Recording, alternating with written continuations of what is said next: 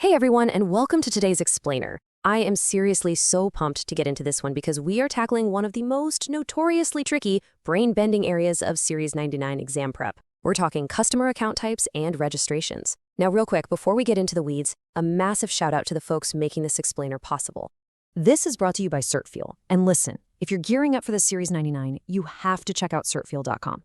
It's not just a study guide, it's a full course with adaptive study quizzes, smart flashcards, and unlimited practice exams that are weighted exactly like the real thing. It's honestly the ultimate study hack. Okay, enough of that, let's set the scene.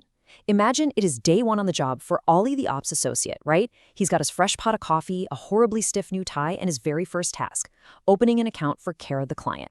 Sounds super easy, right? Well, poor Ollie is about to walk right into a minefield. Section 1. The account versus registration divide. Let's see what happens to Ollie. So Ollie pulls up his system and sees two totally different fields staring back at him, account type and registration, and he just freezes.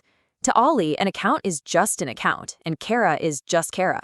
Why on earth does he need two labels? Well, here is the secret.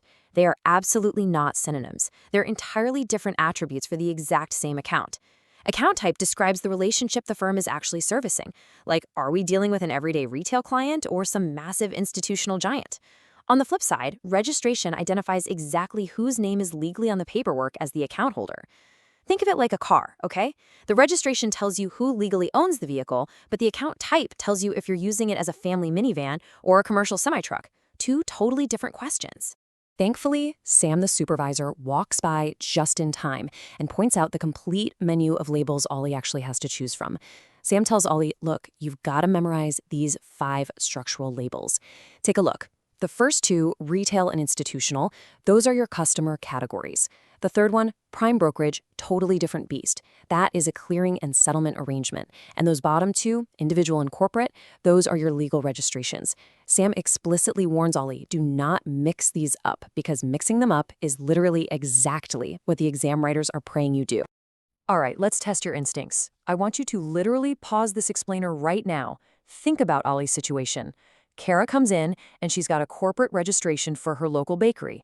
So Ollie thinks, aha, a corporation. That's a business, so she absolutely must be an institutional customer. Is Ollie right? Pause and lock in your answer.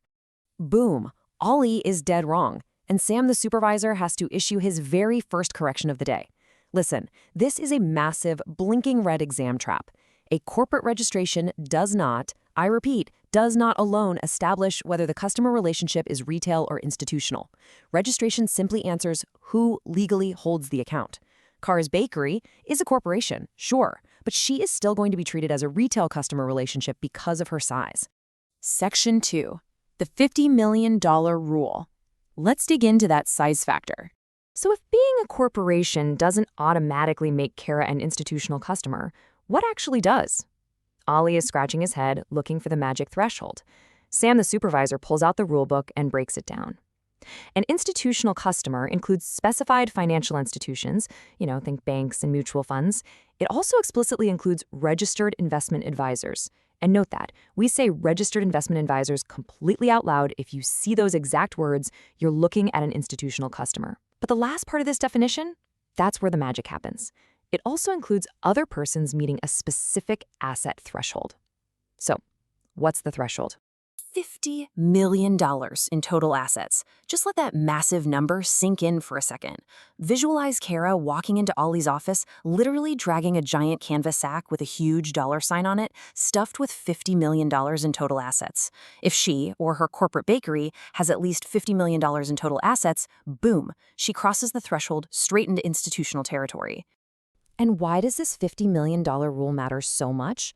Because it is the absolute dividing line for other persons to actually achieve institutional status.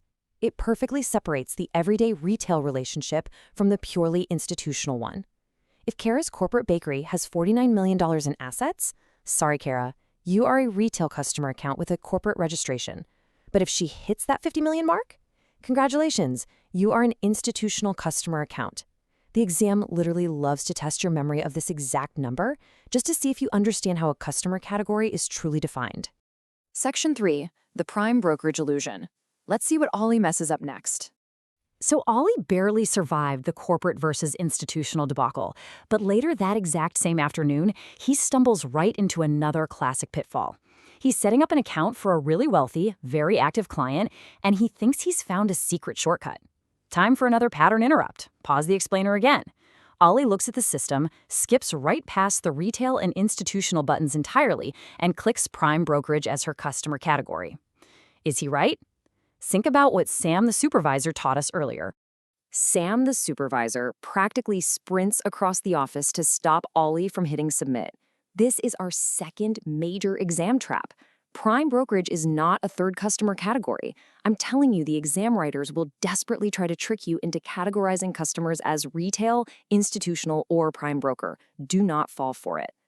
Let's just look at them side by side to clear this up.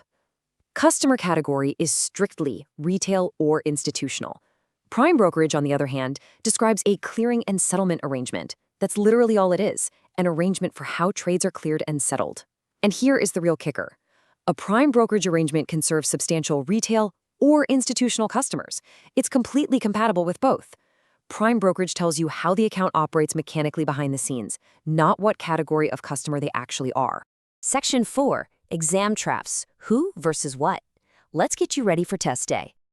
All right, so we've fixed all these mistakes. Now it's time to arm you with the final exam day heuristics. These are the mental shortcuts you absolutely need so you never make Ollie's errors on the real test. When you're staring down some complicated paragraph-long question on exam day, use this rule of thumb. Read the registration to find who legally holds the account. That's it.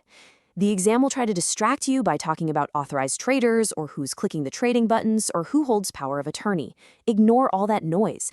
The registration explicitly and strictly identifies the legal account holder and nothing else. Separate that legal holder from the customer category and separate both of those from the prime brokerage arrangement. Section 5, Rapid Fire Exam Recap. Let's lock it all in. You've made it to the end of the shift. Ollie is exhausted, Sam the supervisor desperately needs a vacation, but you are ready. Let's lock this in with a high-speed, rapid-fire recap of the absolute top testable takeaways. Takeaway 1. Account type and registration are not the same thing. One single account carries both labels because they answered totally different questions. Account type defines the relationship we service. Registration tells us whose legal name is on the dotted line. Takeaway 2.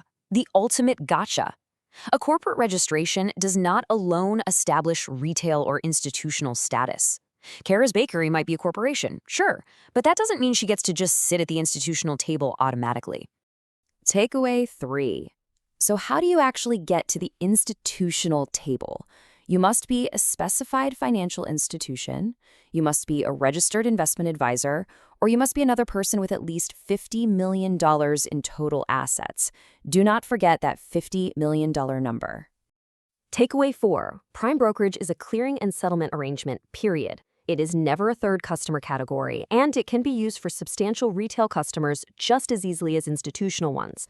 And that brings us to the end. You've seen Ollie the ops associate stumble through his very first day, you've seen Sam the supervisor save the firm from total disaster, and now you have the facts. So I just have one final question for you. Are you ready to beat these traps on exam day? Keep these concepts separated in your mind, trust the definitions we covered today, and you are absolutely going to crush it. Thanks for learning with this explainer, and happy studying.